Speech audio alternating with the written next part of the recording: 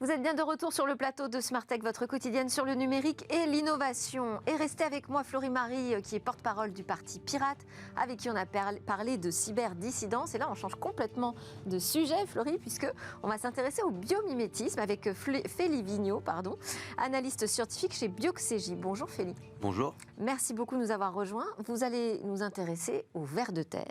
Ver de terre qui inspire visiblement grandement les ingénieurs. Peut-être on va commencer par préciser quelles sont ces qualités intéressantes du ver de terre. Effectivement, ouais. Alors pour mettre un peu de contexte, donc le ver de terre est une espèce qui vit un peu partout sur Terre, notamment dans les sols plutôt tempérés, tropicaux. Alors il faut imaginer que lorsque dans un champ, par exemple, il y a près de 50 à 400 individus par mètre carré sous vos pieds. Donc c'est énorme, mais heureusement parce que même si c'est un peu repoussant comme espèce, c'est vraiment essentiel à la vie sur Terre pour deux raisons notamment.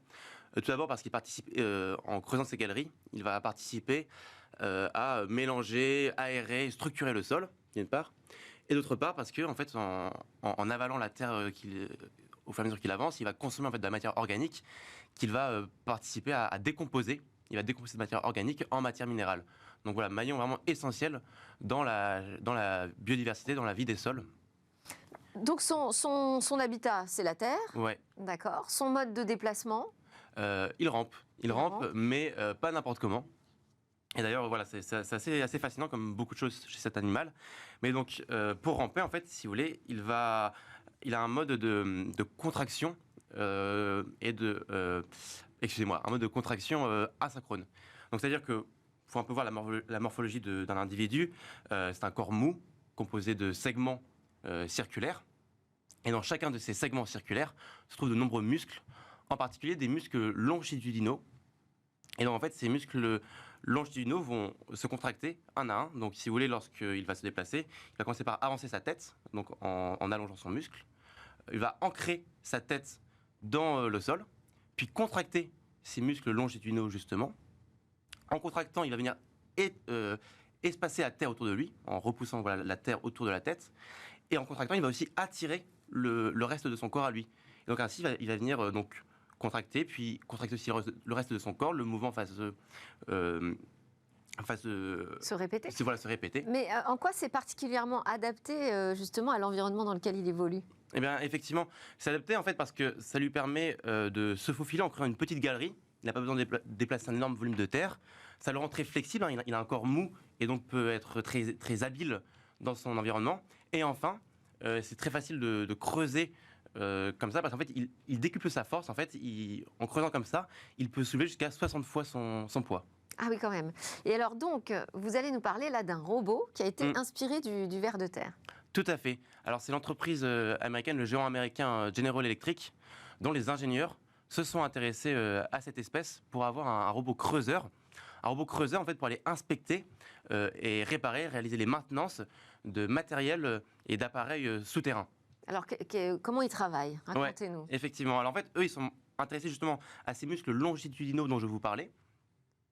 Comment est-ce qu'ils se contractaient et se décontractaient pour faire avancer l'espèce. Et donc là, vous pouvez voir... Là, je mets mes lunettes pour le voir. Vous pouvez voir en rouge, en fait, un muscle pneumatique. Donc, qu'est-ce qu'un muscle pneumatique ? C'est un tube comme ça, dans lequel vous venez insuffler de l'air, donc de l'air sous pression, qui va venir en fait gonfler le muscle pneumatique, tout comme un muscle humain. Et donc ça reproduit le muscle longitudinaux du ver de terre. Et donc il se gonfle, se dégonfle, ce qui le fait avancer comme ceci. Et c'est performant, ça, comme mode de déplacement ? Alors en tout cas, c'est très performant pour cette utilisation. En milieu extrême, en milieu souterrain, c'est très utile parce que ça vous permet, en fait, tout comme le ver de terre, de creuser une petite galerie. Vous n'avez pas besoin de creuser une fosse énorme pour aller inspecter votre canalisation. Et vous avez ainsi un robot mou, donc qui de nouveau est particulièrement habile, particulièrement flexible pour se déplacer dans ce milieu. D'accord.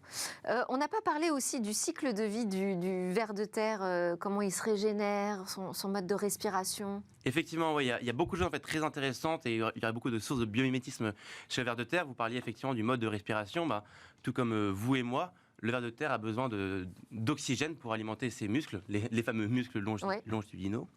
Et alors, il ne peut pas en fait juste respirer l'air autour de lui parce qu'il est sous la terre. Et donc, comment est-ce qu'il fait ?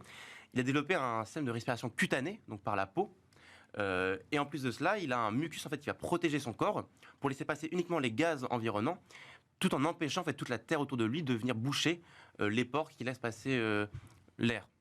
D'accord. Voilà, vous parliez aussi du système de régénération. Effectivement, le ver de terre a cette capacité, en fait, lorsqu'on le coupe en deux, de régénérer une partie de son corps. Alors, contrairement à une idée reçue, chaque bout n'a pas fait un deuxième ver de terre, mais en fait, le morceau comportant les organes vitaux va continuer à survivre, puis se régénérer petit à petit. Florie-Marie, ça vous inspire, Ah oui. le biomimétisme? Mais oui, mais c'est impressionnant le nombre de choses qu'on peut apprendre de la biologie globalement pour faire des choses merveilleuses dans la technologie. Même en termes d'organisation, à travers le réseau, d'organisation dans les univers virtuels, j'imagine qu'il y a beaucoup d'inspiration biomimétisme. Merci beaucoup. Félie Vigneault, c'est votre première dans Smart Tech, bravo. Je rappelle que vous travaillez pour Bioxégie. À suivre, c'est notre chronique Où va le web ?